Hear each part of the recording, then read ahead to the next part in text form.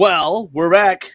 Alex, I don't think we're gonna have anybody join us tonight. I mean, we do have we are competing with the Masters Oh yeah, the matchup cast. matchup cast, but that's okay because what I think we have to talk about is equally and maybe even more important than some foolish like discussion about who's gonna win in the first round of the It Masters. depend on the scenario and the map.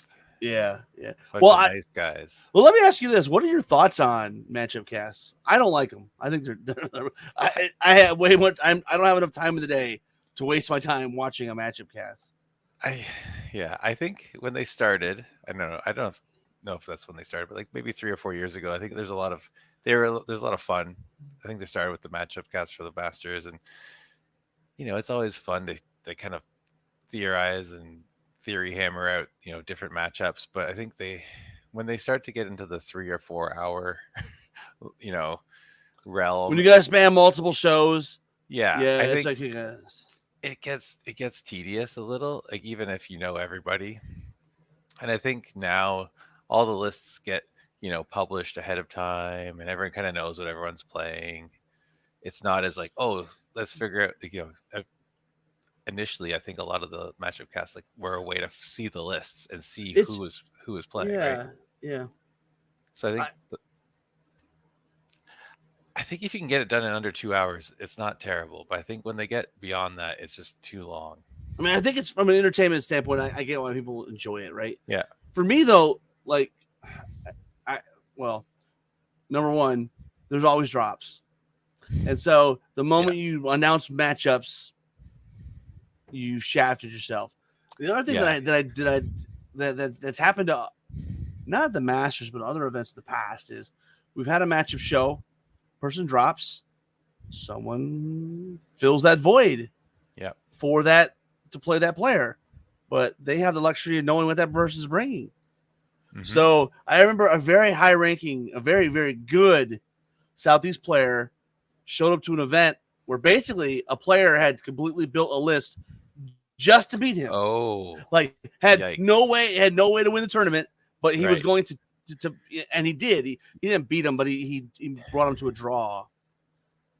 Yeah, that's a situation I hadn't considered. Like someone joining last minute who gets a chance to see all the lists and like tailors a list for a matchup.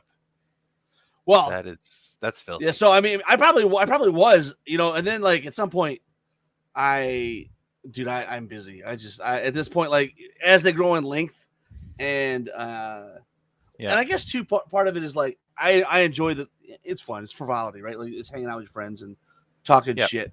But at the end of the day, it's like there's so many variables that are not either in the Army list or knowing the player that like you really can't make a real. I mean, it's hard to make a real assessment, right? Yeah, I think I remember. I think it was two Masters ago. We did a matchup cast viewing party on Google Hangouts. So like people were hanging out, watching it, and shit talking, heckling each other. But I think you got to make. I think just sitting by yourself on your computer watching it with your headphones on is less fun. It's really funny too. Like I don't know about you. Like when they do matchup casts and I'm in it, like I'm one of the players. Yeah. I don't listen. I just like, okay, well, I mean, it's not gonna have any bearing on, you know what I mean? Like it is what it is. I don't know. Yeah, I think initially when I first started going to GTs, I wanted to hear my matchups. I was like, I'd watch and I'd be like really nervous or like I'd be excited. And now it's just like, well, now your name gets spewed all over the internet and on podcasts every week. It's no big deal anymore. I'm just not. It's hard to get me excited these days about gaming. Well, it's hard to get me excited about to just chat about gaming. Like I love playing, dude. Like last week, that's true. And maybe let's talk about that. What have we been doing? What have we been playing? Yeah. Actually, that's a good point. Like after the last 2 years of just talking about gaming, now I'm only really excited about playing. So we was it 2 weeks ago we had our Escalation League locally wrapped up with a 1 day. So we had 10 players come out. We had a couple drops due to illness and family stuff. So it was a pretty good turnout. That's true. Is that Blake? Yeah, maybe. I don't have the Facebook open. I just have, I don't disagree with you, Blake. Yeah, but that means dude, you guys have to make it. If you come, fly in. I will pick you up at the airport. I told Ray Shields this. I'll pick you up at the airport. You can stay at my mom's house. We'll make it as cheap as we can. Yeah, that means you guys have to come over to King Beyond the Wall or March of Death. But we will definitely give it a shot. We need to cross pollinate with the Michigan folks. We definitely do. Yeah, we definitely do. We're too close to like be. It's just a lake. Come on. Hey, by the way, Blake, I was looking on today's site. Kings of War U.S. Masters, no Michigan GT. How are you going to get anybody to come to your event if you don't promote it? But what is on U.S. Masters site? King Beyond the Wall 3. King Beyond the Wall 3. Blackest Night. Now, so are you coming? Do you have like a script writer behind you that's getting? I like to make I'm the hype man, so I like. You're the hype man. I like to create themes for each tournament. Okay. So, and this is the first King Beyond the Wall that's going to be at Black Knight Games, in their revamped, expanded. And they have like a big space now, right? Yeah, we have. What's the I think it's like probably at least we could probably fit 40. Nice. So it's big space. We have. I think there are. What is it? 2, 4, like 10, 12. 10 or 12 like full gaming tables, and then they have a bunch of Magic tables that you can put toppers on for the rest. So yeah. And we have tons of terrain now with just the community because we've just been building it up over the last couple of years. So that's going to be great. So yeah, the theme this year is like darkness and death. It's kind of as what a refreshing topic. Middle of August, right? Well, I don't know about up where you are, but it is so hot here. Yeah. It's been in the 100+ degrees with like 95% humidity. Like, yeah, we've been. I am too fat for this. It's just melting. I walk outside, I sweat, and I have to take another shower. I got to take multiple showers now. Yeah, we had softball yesterday, and we're outside all afternoon, and that was just like I just melted. I think it drank. Have you been playing? So obviously you got Kings Beyond the Wall. Preparations are going well. Yeah, we got a bunch of signups. The tournament pack. I've been late on that actually. It's not. There's nothing fancy with the tournament though. That's a pet peeve of mine. Like there's two things that like and maybe it's just me, but there's two things. One is if I don't really like your theme, like if you're I don't know, roller derby is the theme. I'm like, it's not going to be for me. Right. Yeah. There was an event that had some roller derby girls, but anyways, yeah. That and if your pack is not there, I'm like, oh my God, that's like rule number 1. You gotta have the pack.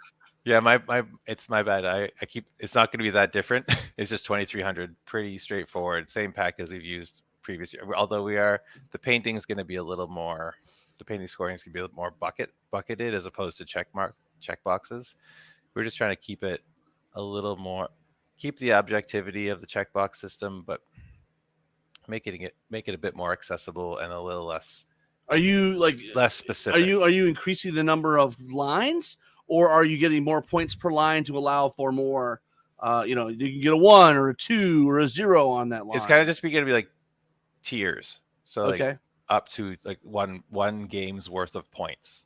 I see. Right. So you'll have like baseline and then everything ranked, and then the top 5 or so are going to be have some extra judges' discretion. Yeah. Because I think we want to have some specific, like some objective, like people can paint to it, but it's not going to be. You don't. One of the things that I'm going to do. One of the things that I've been thinking about that I'm going to put into effect for Kings of Memphis next year. No repeat winners. So if you brought that army and you won last year at Best Painted, bring a new army because we're not letting you win again. And Wapaka was an event that did that before, and I never really understood it, but it encourages like, hey, let's get some new stuff, let's get some new blood. Yeah, and with smaller communities too, it's like you're gonna have your 2 or 3 guys who can paint to that level, and if they just ride the same army over and over again, it's a little discouraging. Fun. Yeah, absolutely. It's so fun. Exactly. Yeah, I don't know about you, but I've been getting in a lot of games, and obviously I'm prepping up for the Michigan GT, which is September 1st, September 30th, October 1st, and October 2nd. And there's like Armada on Friday, two-day GT on Saturday and Sunday, and then Saturday night is a Dead Zone tournament. So I'm playing Kingdoms of Men. I've been playing all these different lists. It's been you've fun. been adding stuff. How's the dragon coming, or is that the dragon? I don't know how to play a dragon, and it's getting killed like in every freaking game. It's tricky. So you know what else? The army list is not helping me. It's not telling me what I need to hear. So like first weekend I bring it up there and I went 2-0. I'm like, okay. Need some Bane Chant. So I tweaked it and got some Bane Chant in the list on a wizard on a Pegasus. This past weekend I went 0-2. So I'm like, okay, all right, 0-2 is a little bit different, right? So I got raffle stomped by Abyssal Dwarves. Now I was being stupid, right? Like I prematurely like released the hounds. You know, the unit. I have a couple units of knights and a unit of mounted sergeants and the dragon, and I should have just held back and let the cannons do their thing, right? Yeah. But the second game was a real one. It's a head scratcher. I don't know what to think of it. Like I played Night Stalkers, okay, and it was four regiments of fill in the blank. soul flares. What do I call them? So I mean, right? 2 legions, I guess, of bloodworms. Oh, are you playing Nate? No, well, basically the person that I was playing copied Nate's list and then it doubled down on the second legion for bloodworms. Right. And then he had what else? He had a couple of the swarm units. The like, what are those things called? Just 2 regiments. He had a planner apparition, I think. Yeah. I don't play Night Stalkers very much. One of the horror rift weavers, the one that gives you, the spell ward bull crap. And then he had all the special characters. And on one hand, like I'm like, okay, this is gonna be a real challenge. He's got stealthy everything, right? Yeah. And cannons are like the absolute gamblers list. So turn 1, he's got soul flares over in the corner. Hit him, do 3 wounds, roll an 11, white take him off. Nice. Like I'm like, okay, this is not reality, right? Like, all right, I don't think that's gonna happen. I will say, when I play with my Rorty against Night Stalkers, like soul flares are like the one target you want to see, because then the nerve, like you said, like you just get water. Like and only defense 4, right? So like the shattering really adds up. And the exactly. Like you get two hits, you get the blast, and then he had you're in good shape. 4 units, and I took off 1 on the first turn, and then the second turn I wavered the other unit on the left flank, and eventually took it off. So that was awesome. But then like he just had so much unit strength, and it was like, oh my god. So I don't know. I'm almost like not even going to consider results against Night Stalkers in terms of evaluating the list, because it's a shitty matchup. Because eventually all he had to do is jump over. You can take out my cannons, because I'm not gonna defend the cannons. Let's be honest. Right. But he had so much wind blast, and he had the wind blast from Shakira with the where it does damage. He stacked so much damage on me before the lines even met. Like I already had like 7 or 8 wounds on most of my hordes by the time, and so and I have no heal. Yep. So I don't know where I'm gonna go with that list. I'm committed to a dragon. I found an SCL file I like. So I'm committed to that, and I'm already halfway through a regiment of knights, so I'm committed to the knights. The only thing I'm wondering, like, do I just dump the cannons completely and just go all in on knights? I don't know. Yeah, I think, because is it the one with the 2 cannons? Because the list with 2. I have 3. I have 2 cannons and a siege artillery. Yeah, just like I consider, like in my mind, the way I treat it is the siege artillery is usually going to shoot the same thing as one of the cannons, and so if I can hit, and which one I join up with is the one you get the shattering from one of the cannons. Yeah, it's kind of like a discount. And everything else is exactly the same. It saves me 10 points. So that was the thought process. I don't know. I could drop it. I just I'm on the fence with triple cannons these days as well. It's tough. It's a gambler's army. Some days like you're like, holy. I mean, the weekend before I played in Forces of Nature, and I am just hammering the shit out of this guy. Now, he had a lot of heal, so he stayed alive. But like he was having to use all of his spells to stay alive. And then against the missile board where on Saturday, didn't do anything. I think it literally killed like 2 units over the course of a game. Yeah, it's like, it's okay, definitely right. a 2-day tournament kind of thing. Because like on 1 days, I've just been burnt by cannons pretty hard. Like it's just you'll get like 2 or 3 hits all day long, and you're just like, you need to have 5 games to average it out. Yeah, But exactly. with all the Night Stalkers floating around, it's a tough sell. Well, that's the issue too, right? And I don't know at the Michigan GT how many Night Stalkers we're really going to have. I assume we'll have some, you know, and you know what? That's fine. Like the reality is that there's bad matchups to every army, and I think okay, I mean it's a bad matchup. Yeah. Just play it smart, play for the draw. And I mean, I only lost to the Night Stalker player. Like what were we playing? We were playing. We were playing Dominate, and I lost like I don't know 6-3 or something like that unit strength. I mean, it is what it is, right? Like, it's really hard to shift 10 unit strength out of those legions of bloodworms or 10 or 5. Night Stalkers just they can do multiple things well in any list, right? They can just always add trash and like spam unit strength on top of whatever else they're doing. So it's tricky. But for me, like I'm trying to finish my Rordia this summer, and probably for Crossroads, and that's where I'm thinking I will. You going to Crossroads? Yep, we'll be there. Oh, all right. So they have 20 teams signed up now, which is going to be great. That's amazing. And I saw somebody has like 3 of them. Like one club has 3 of the teams. I'm like, wow. it's crazy. As a lot of Mid-Atlantic guys come, I think 8 Mid-Atlantic teams, which is amazing. We need to tell Corey he needs to up it, man. We're never gonna be able to go if there's no room. I think he was originally going to try to get to 24, but I think this year he just wanted to get to 20.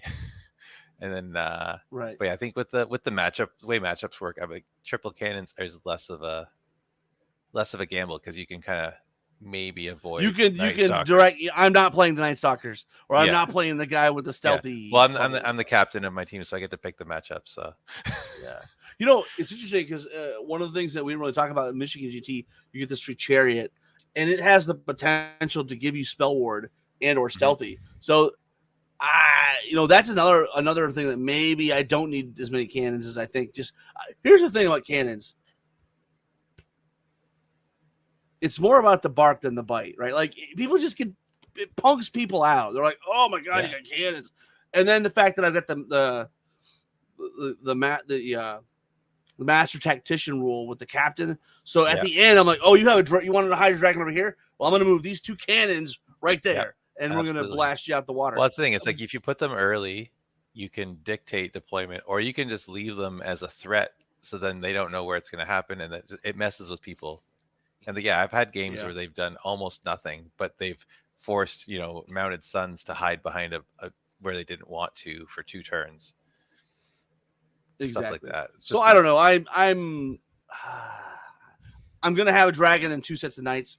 Anything else is still fluid, I think, at this point. Yeah, and this is all gonna be the half men, the Westphalia guys. It is. Yeah, the only thing that's not Westphalia miniatures is the monsters. So they're all Atlantis miniatures. By the way, those that haven't heard, Atlantis doesn't really do the resin stuff anymore. They have some, but they changed their name. Their name now is called Blue Giant. And I placed another order. I've got some resin stuff coming. Like just in case the dragon doesn't work out, I went and bought one of the mana cores. Yeah, those are really nice. And then they have a growing stable of STLs as well. And I bought so that's for the dragon. The dragon can't. Well, they just completed a Kickstarter for dragon models. There is some unbelievable ones, but for me it was like I wanted to find one that wasn't crazy big. Because I have a little guy that is literally like a half an inch tall, and I'm like, I think it would look obnoxious. Lost on like exactly. Giant if you put him on one of those like big Carmine dragons or something from like World, you're like the ones that fill the Titan base. You're just like, well, where's the halfling? Exactly. It's a little mini game. You have to find the halfling on the dragon. So. Well, thank you. I'm assuming this is Blake. Maybe I'm not sure. Yes, it is. It is. Perfect. Yeah, I've been working on them, and then we have to make a chariot. So I made a. Oh, I'll grab it. Wow.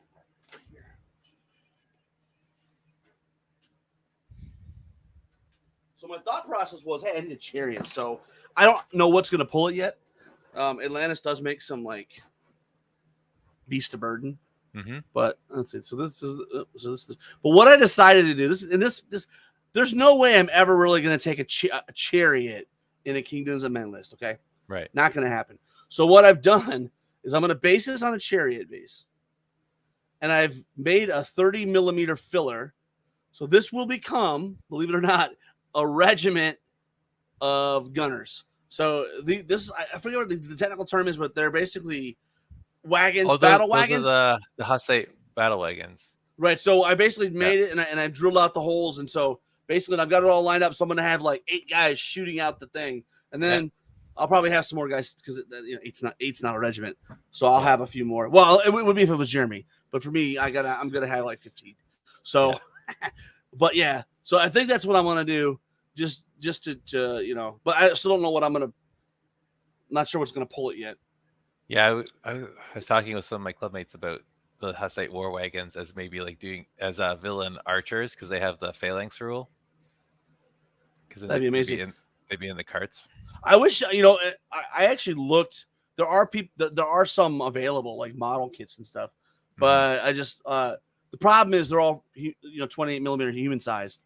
And so I had to scale it down because the halflings are a little bit. They wouldn't guys, even get to get to the gun slots. They'd just be like, no, I had to sand the crap on this.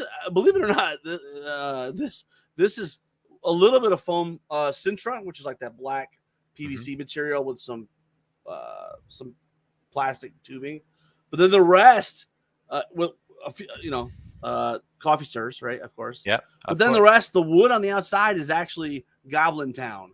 So Goblin Town comes with these giant big things. The platforms. Yeah. Yep. So I just went through and took my scroll saw and just cut it out, and just like try to, it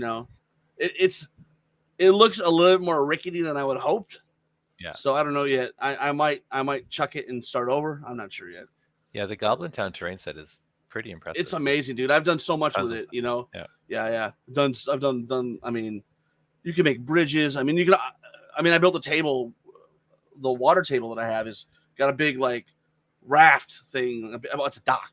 Yeah. And it's just Goblin Town stuff. So, Paul Collins says there are 3D Hussite wagon files floating around. I'm sure there are. I think there's a place, I think Northern Crusades or something. They've been doing a lot I'll have to look historical stuff. Because I could be tempted to buy one and then scale it down, Well, that's the thing. If it's a file, you can make it the perfect size for the and it bummed me out that Kauai actually made a wagon at one point being pulled by goats. Yeah. But I was so many of the cool stuff, so many cool things that he makes. It's like only limited time offer, right? He gave us some prize support for King Beyond the Wall 2 and some undead guys, and I was like, oh, these are amazing. They're part of the prize pack, but I was like, I will go and buy these, but they aren't for sale anymore ever again. Right. So it's like he goes and makes all this amazing stuff, and it's just like, oh, we made it once and we'll never make it again. Or like he had some owl bears that were like really awesome. Yeah. And then he made like a much better owl bear to the point where the other owl bear had to go away because like this is not as cool. Yeah. But I'm a hoarder, so I still have some. You have all of them. We were going to talk about the rules committee tonight, because they've had some turnover, and we were maybe touch on a little bit, what makes a good rules committee member. Right. Maybe we brainstorm some suggestions on who. Speak of the devil. I mean, does this guy have perfect timing or what? We literally are into the main topic. Yeah. Oh, wow. How good. I've just got to figure out where I can put you while I drive. Down by your nuts. Down by your nuts, of course. I'll figure it out. You might have to. Let's see if I can stand. I think your steering wheel's on the wrong side. Yeah, true, isn't it? Yeah. Or I can just make you look out the roof the whole time as I drive. Yeah. Yeah. Maybe I'll do that. I'll try. Let's give this a go. I don't know. I haven't got a phone stand in this car. What do you have on your moonroof or whatever? Is there something on there? No, that's just all glass. It's just a reflection. It's all glass. Okay, right. It almost looks like an aquarium because it's tinted. Yeah, okay, all right. No, it's a Tesla, so the whole roof is glass. Of course it is. Oh, so yeah. What else would an Australian drive, right? Exactly. It can't go anywhere like This would not make it to any tournaments in America, that's for sure, though. You have to stop a few times. When you got like 200-mile range, or something like that. Well, what do we think about? We were just saying, hey, been some departures on the rules committee, and generally speaking, what makes a good rules committee participant? Woo. Well, yeah. Before we get started, just things, even though he's a Northern King, we should thank Elliot for his service. Elliot Morse, for sure. Yeah. Yep. For sure. Yeah. He has a great blog. He writes. He has a very nice blog where he kind of lays out why. I mean, I didn't get through the whole thing, but I assume mostly it's I have a new child, right? Like, I have new commitments. I can't. Yeah, the job seems like, it seems like a job as opposed to something. Oh, it's full time. It's full time. Yeah. So, it doesn't get any easier. Mine's 13, and I'm still like. Yeah, and I think honestly, the inside this new book that is coming out has been particularly hard, I think, on the RC. So. In terms of time and a little bit of push and pull between maybe what Mantic want versus what other people want. So, I don't think it's surprising. My understanding is it's primarily about his child, but it's also been a hard book, I think. Well, yeah, I think just being on the RC is a lot of responsibility and a lot of extra work for anyone who has a full-time job and a life outside of, So I think it's a big ask. I think. I think I couldn't possibly see myself doing it. No, I look at the model, and even just the whole RC model seems flawed to some extent. Because of the demands it makes on the player base, right? I totally agree. I think their whole model is flawed in general. I've given quite a bit of feedback via them over time on. I think in a lot of ways the way it works is still, unfortunately, very amateurish in terms of that there's not a lot of solidified structure for the RC in terms of, this is exactly your power, this is what you can do. But then even to the play testers below, that you should only have a certain amount, and then there's no real defined chain of command, which I think is a problem. Right. And so then the RC get pulled in, 6 different directions, listening to play testers as a group, play testers who contact them individually, play testers who might contact Mantic individually and then come back to them. There's no defined chain of command, and I think that's really difficult. And then you get like squeaky wheel syndrome, and the ones that want to complain and make a bigger stink just end up having too much influence or get ignored, even if they have, so. The thing that goes two ways, right? Those that shout loudest, unfortunately, often get heard the most, but if you shout loud for long enough, eventually you're going to start to get dismissed. Exactly. Yeah. Well, if you always try wolf, right? Even if you do have a good point. Yeah.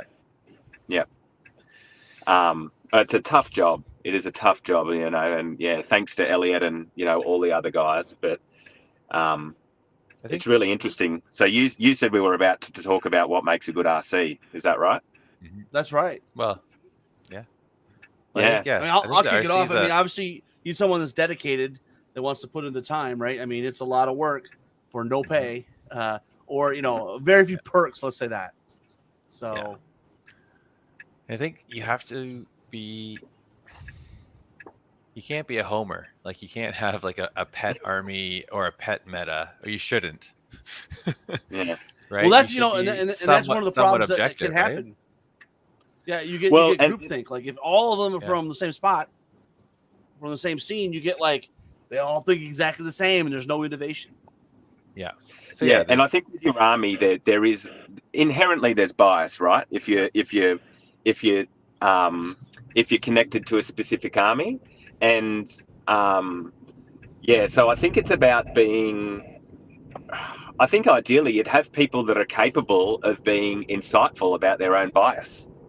Which I don't think always happens. And I think there has been a little bit of a boost your own army thing in the past, not necessarily recently, but in the past.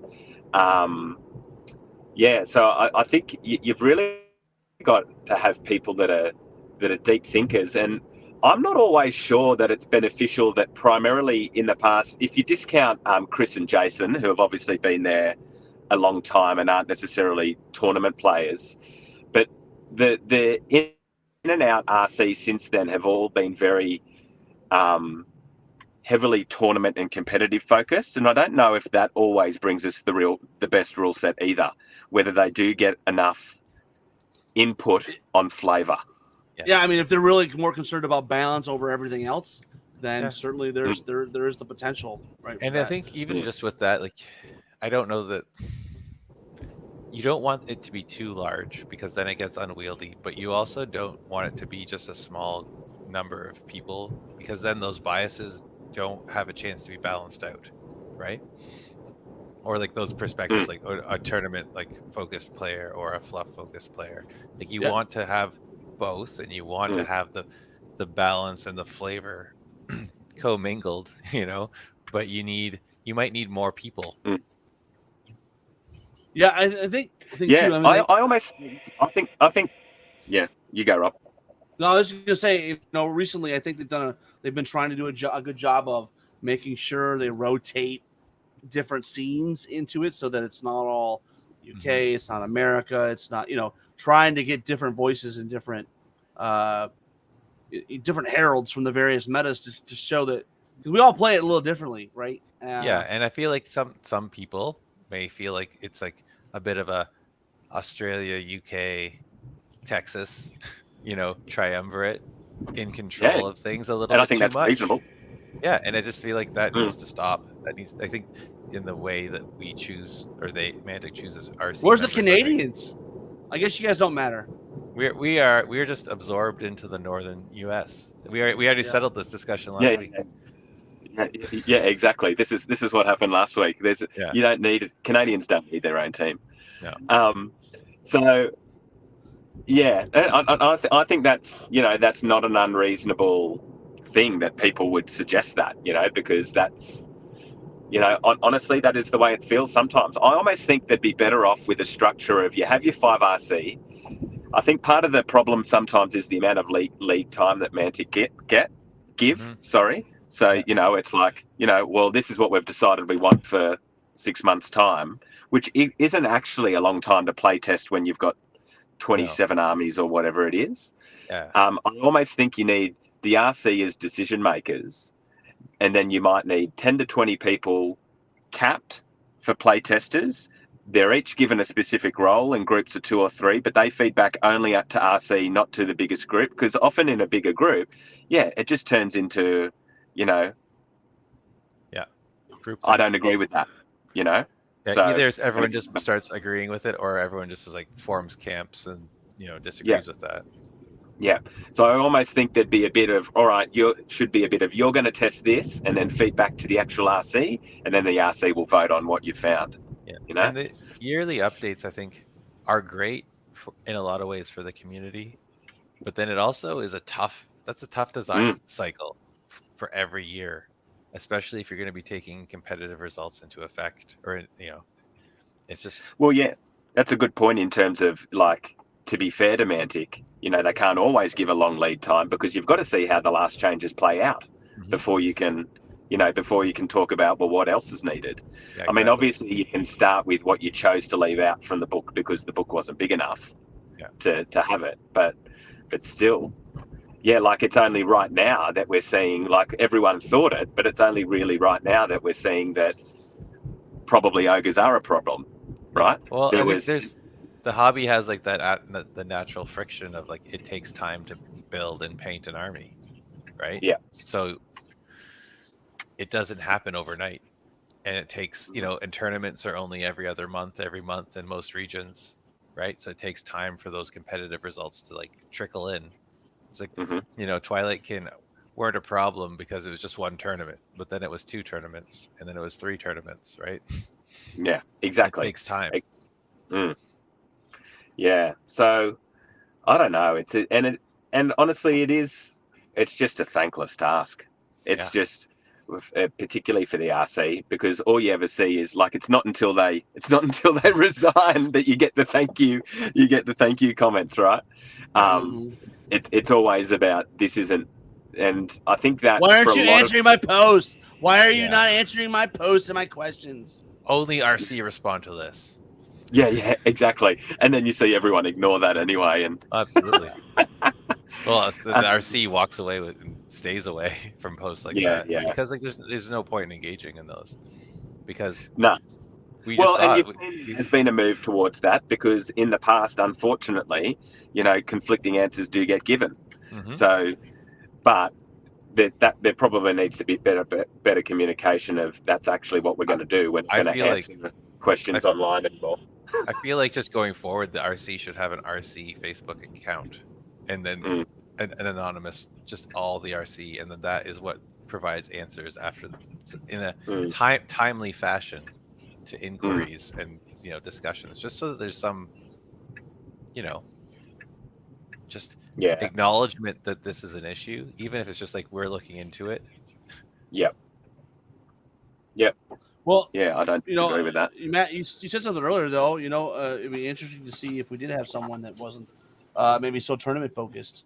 I mean, still has the pulse of the game itself and making the game balanced, but still also takes into consideration, narrative play. And are you putting your hand up, Rob, for enough?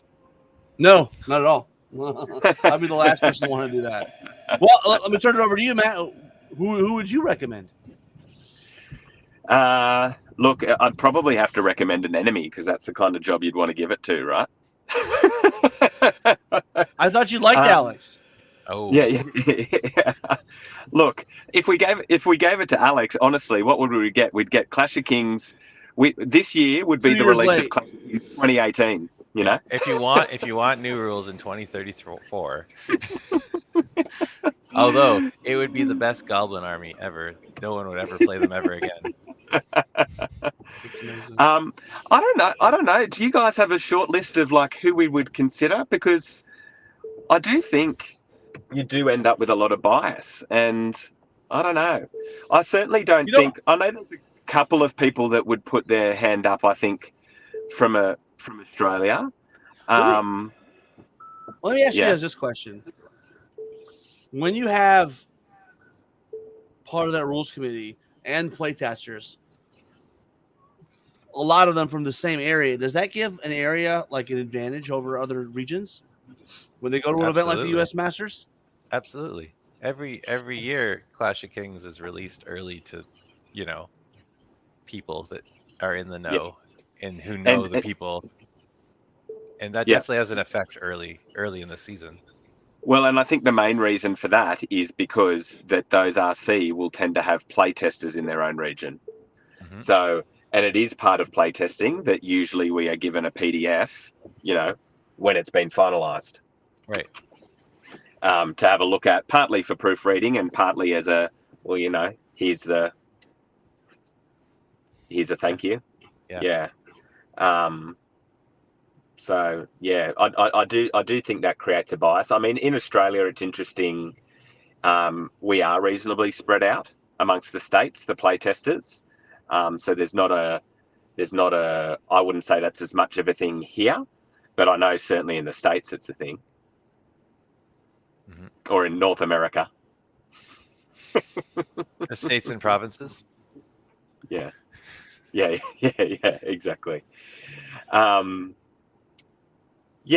So I've suggested to Mantic before that they almost need a little. I'm just looking at Perham's comment there, that they almost need even if they're not part of RC, like almost like a flavor committee, they could call it gastromancy committee. But they could say and that committee could say to the RC, look, for narrative play, this is what we don't feel is in the game. They basically have nothing to do with actual providing input on rule design, but you have a group of voices that say, this doesn't feel like a Phoenix should, or this doesn't feel like this. From a flavor point of view, this is what we see feels off. Right. And I mean, the counter argument to that is like anyone could do that, but if you have a committee of people that do it that actually have come to agreement, it's not just one person's opinion anymore. And that's like literally that's all they do, right? So it's not like that's not like it's something they do in addition to rules. So it's like they don't try to conflate. No, I mean, they might say, like, in theory, it'd be hard not to allow them any input at all, but they might say, we see the Phoenix has a flavor problem because like Samacris is just better. You know, we feel like the Phoenix should look like this or this or this. They're just some ideas, but it's actually the RC who decide anything. Try to the RC comes up with a way to implement it. Yeah. Yeah. Mm-hmm. Yeah, but I don't know. I don't think there's easy fixes to it all, and it's not like we have a game that's broken. No, like it's in pretty good shape. It's just this. I think we tend to forget how well balanced the game is, so that these small things become big things because there aren't many actual problems, right? So we overblow the problems that do exist. I want to come back and find this comment here. This is a comment that I deal with in my professional life, which is the person that takes $1, spends $1 to fix a nickel problem, right? Like you're like, dude, this is not a problem, and you wasted money and resources on something that didn't need to be fixed, or if it did, not to the level that you didn't need the giant bandage you put on it. Yeah. And so I think there is some truth to that in terms of, well, let me ask you this: you have the potential where, I'll give you an example. Shooting armies. When some regions said, dude, this is not fun. There were many people that said, get good, scrub. Right? But how many of them players didn't actually have to play against the 300 shots or the 400 shots where it was, to like legitimately, you know what I'm saying? Like, I mean, and we got the big bandage in version 2. Yeah. Yeah.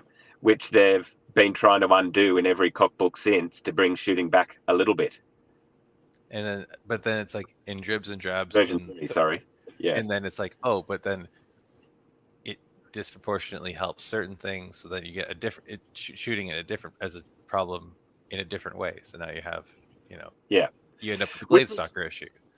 Yeah, and like you say, spend whatever you said, Rob, in terms of people that are, I think that's the really good thing. Was the really good thing about people like maybe too much, but like Jeff Swan in the past, he would look at something and go, you know what, that is actually usable. It's not a big problem. Is that something we need to focus on? And I think Mike's like that to an extent, because but not every problem that's brought up is actually a problem. Yeah. Did you just say Jeff Swan is reasonable? Amazing. You're losing credibility, Matt. You're losing. You're going down. Your stock is plummeting. I think probably too much the other way. I remember always listening to their army reviews, right? And then there'd be people saying this, and Jeff would be like, "What? No, you just use it this way." But still, there's something to be said for not changing for the sake of change, just because, like Rob said, one region cries out. Yeah. Well, yeah, there's always a different way. Or one group of players, super competitive, or the narrative players, or Mm-hmm. Well, do you guys have any names? We're here. It would be remiss of us if we didn't throw some names out there. I'll throw one out. I don't think he'll ever want to do it because it's too much work, and he's got so much on his plate. But I'll say Corey Reynolds would be my pick. He's near the top of my list just because. You have a list? No. Wow. Matt, he's got a list. Yeah. I don't call him the puppet master for nothing, I'll just tap a few people on the shoulder to let them know who's next. Honestly, I tell you someone. I think we're going to be biased here because, in terms of our show, we probably have more American and Australian viewers and listeners rather than British. Like, I don't have my finger on the pulse of the British scene as much as via you guys that I probably have my finger on the pulse of the North American scene. But I tell you who I reckon has a really good game for the brain for the game is Brinton. Mm-hmm. Brinton Williams. And, I think he gets Kings and he is a reasonable personality. And he's not ultra competitive. Like he's super thoughtful. Competitive nature. Exactly. Yeah. And so, thoughtful and considered. And he'd be someone that from, I don't know him personally, but speaking with him on Dash 28 or reading his articles, what I get from him is not a strong sense of bias, right? Yeah. He is petty, though. Yeah, petty. Whereas a lot of gamers, I do get a strong sense of bias from. Mm-hmm. You know, and he's a strong tie to flavor. Like he really cares about how things feel in the game, in armies. Like I think he's bringing just... a bunch of ogre chariots, right, to the Masters. Yeah. Yeah. Well, and last Masters, didn't he take 3 giants? Yeah. Mm-hmm. Yeah. He also built Howes doesn't want to win. display board where he built a bridge out of individual bricks. Like, yeah. And like he is someone, I've said it to you guys before, I think in the chat after we've had him on or Jeremy's had him on or whatever. He's just someone I could listen to talk about Kings all day because he does provide that reasoned, balanced opinion. And I do believe that is something the RC doesn't always have. Mm-hmm. It's a good choice. Well, there's a couple names. Do you have one? I would. You know what? This is just picking a random person that I enjoy talking Kings with. Is Jonathan Quayle. Oh yeah, Brit for Brit. Yeah, and just again, a reasonable person who tries things that are a little bit. You know, he writes tough lists. He's a top player, but he does some things that are just a little bit weird sometimes, which I appreciate. He looks at things differently than a lot of players. And I haven't heard. Maybe we could get him on the show a bit more because he's very reasonable in play testing as well. Yeah. So so he's already got that experience of play testing. So I've enjoyed every discussion about Kings with him that I've had. So I think he's got a really good perspective on the game that is not the perspective of like a meta or a region. It's very much his own. Well, and part of that might be the fact that he does play so much UB and he's involved with the -28 things. I think, he's not so much. He does have a fairly broad view of the game from a world perspective. Absolutely. Yeah. I'm just trying to think who else. And that doesn't mean I consider Brenton an enemy, by the way. When I said I'd give it to an enemy, I love Brenton. This just in new. A feud, internet feud. Matt Crozier, Brenton Williams. I'd let him win, That's the only way he can win. Yeah. Well, especially if he's taking Ogre Chariots to Masters. Jesus. Yeah. All right. I reckon there are a few good names. I mean, if not knowing anyone else, like I think they'd be likely to go Brit for Brit, I'd imagine. And I don't know who will put their hand up, but and I don't know. You never know. Mantic might take the opportunity, and I can 100% say I'm not doing anything inside word here, but you never know. They might take a big opportunity for a reshuffle, because there are people that have been there a long time. They might tap shoulders. So another name that could be funny, just because I know a lot of Brits never think shooting they always think shooting's not a problem. So you could put someone like Keith Randall on the RC, because I know he's another person who's very thoughtful, and I think it just might give Rob a coronary. So it might be. It would give me a coronary. I can't even imagine. He'd be like, "Yeah, we need piercing back." We'd like, "Oh my god." We wouldn't let him make any rules regarding elves. Now, if you want to flip it, rule. If you want to flip it, you put one of his nemesises in, like Tim Jeff. Smith. Nathan Clevenger, right? Like, then it's like, okay. Then Rob's on board. Yeah, I'm on board at that point. Yeah.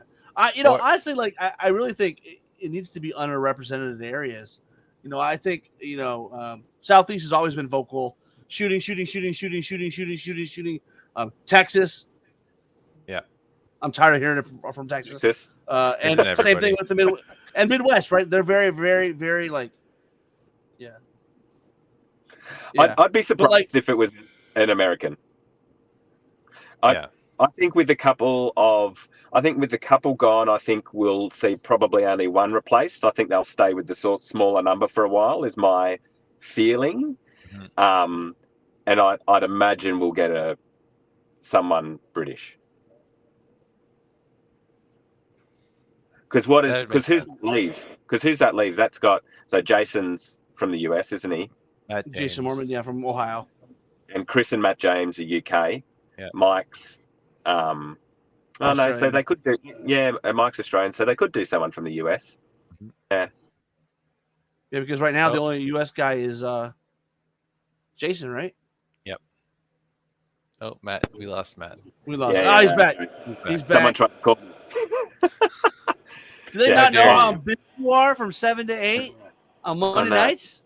This is Oh, no. this is our time. This is our time. Yeah. This is yeah. Yeah. So I don't know, Matt. You missed the beginning of the show. You been working on any hobby?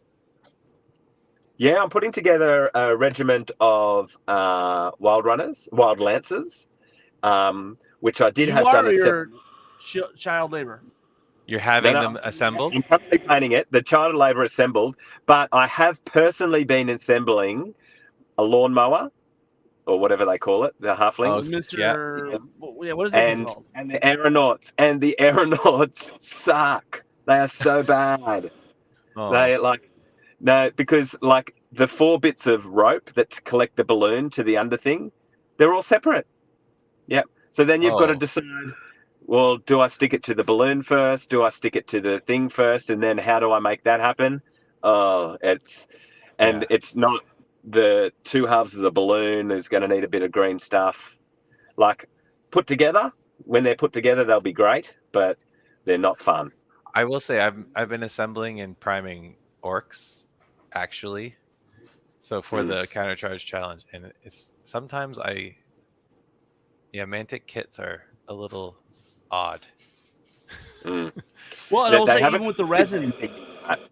What's that? They haven't got the 2-handed stuff down pat. Oh my god, it is not well done. That's the only time I like PVC. Put it in water and I can just mold it to where it needs to be. I've had ogres are like impossible. Yeah, the great axes. There's some awkward arms and awkward hands. It's not great. Less than I've actually got to go, guys. So I'll peace out. Let's cut it there. I mean, we'll cut it there. Without Matt, there's no point. Yep. That's right. Without Matt, we there's all no point. Ends when I'm gone. So no. So that'll do us for tonight. So you know what? I screwed that up already. So well, we do have an episode from ShireCon coming out Wednesday, and then I don't know what's next. We don't have anything in the tank. Well, I don't have anything in the tank. I'll try to put something out next week. We'll probably have some Masters coverage. I spent an hour today with my daughter with lavalier mics, making sure everything sounds right. So not gonna sound as good as normal, but we'll have coverage. So perfect. Nice. I think that's gonna do us tonight. Until next time, keep countercharging. Thanks, everybody.